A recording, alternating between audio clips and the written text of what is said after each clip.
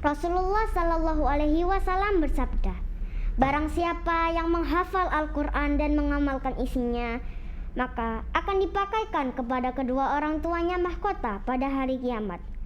Assalamualaikum warahmatullahi wabarakatuh. Hai sahabat Dispendik, ketemu lagi bareng aku Malaya Janeta Hermawan di Bincang Santai bareng Leia. Di episode kali ini kita akan bincang santai seputar menghafal Al-Quran.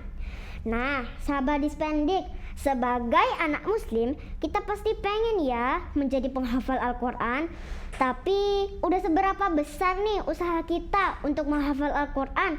Kita sudah menghafal Al-Quran dengan cara yang benar belum? Nah, untuk itu sudah hadir bersama Leia di sini Ustadz Masrur yang akan berbagi ilmu tentang menghafal Al-Quran. Assalamualaikum Ustadz Masrur, apa kabar? Waalaikumsalam warahmatullahi wabarakatuh. Alhamdulillah, kabarnya baik Kak Leia. Kak Leia gimana kabarnya? Alhamdulillah baik Ustadz. Ustadz, gimana caranya menghafal Al-Quran yang efektif untuk para pelajar? Boleh bagi tips dan triknya Ustadz? Baik, bismillahirrahmanirrahim. Alhamdulillahirabbil alamin wa bihi nasta'in ala umuri dunya waddin. Wassalatu wassalamu ala sayyidina Muhammadin wa ala alihi washabihi ajmain, amma ba'd.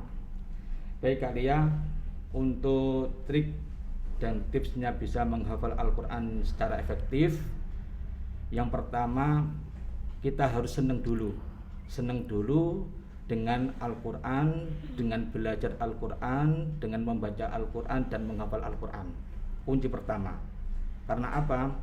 Karena ketika kita sudah senang dengan belajar Al-Quran, membaca Al-Quran dan menghafal Al-Quran, maka berikutnya akan selalu mudah untuk menghafalkannya.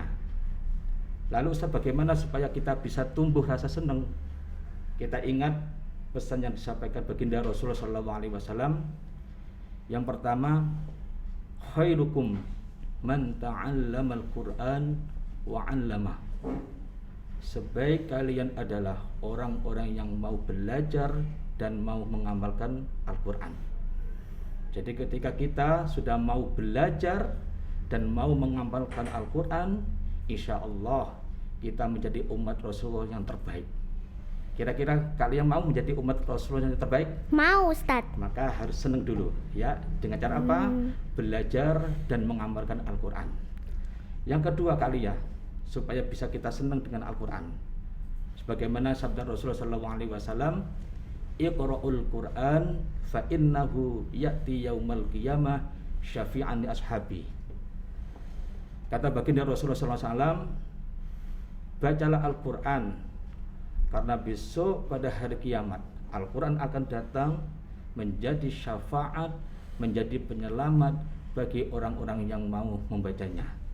Sehingga ketika kita sudah senang dengan Al-Quran, senantiasa membaca Al-Quran dan mau menghafal Quran, insya Allah kelak di yaumul qiyamah kita akan mendapatkan syafaatnya, pertolongan dari Al-Quran. Dengan dua ini, kalau kita pegang dengan sungguh-sungguh, insya Allah kita akan senang untuk belajar dan menghafal Al-Quran. Kalau sudah senang, insya Allah dimudahkan untuk menghafal Al-Quran. Itu kira-kira Kak Leia. Oh gitu ya Ustadz. Terus gimana cara menjaga hafalan yang sudah dipunya itu Ustadz, supaya nggak hilang lupa-lupa gitu?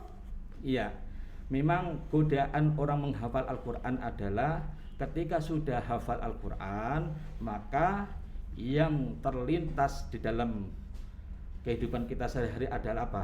Kegiatan atau malas untuk menghafal Al-Quran. Maka supaya tidak malas, maka kita harus untuk selalu mengulang-ulang bacaan atau hafal Al-Quran yang sudah kita hafal. Kenapa demikian? Ustadz analogikan atau Ustadz kiaskan dalam sebuah cerita, atau Ustadz kiaskan seperti ini, bahwasanya orang yang sudah hafal Al-Quran itu seperti orang yang ketika memburu sebuah hewan yang ada di sebuah hutan, dan kemudian dia mendapatkan hewan tersebut, hewan buruannya, lalu dibawa ke rumah. Kemudian nyampe rumah, orang tersebut tidak mengikat hewan buruannya. Lalu apa yang terjadi kali ya? Kalau ada hewan terlepas. Sama dengan kita, Kalau kita sudah susah payah memburu hewan, lalu kemudian hewan itu tidak kita ikat, maka terjadi hewan itu akan lepas. Sama dengan kita susah payah menghafalkan, ya, menghafal Al-Quran. Pagi kita membacanya, siang kita merojaahnya, dan terus menerus.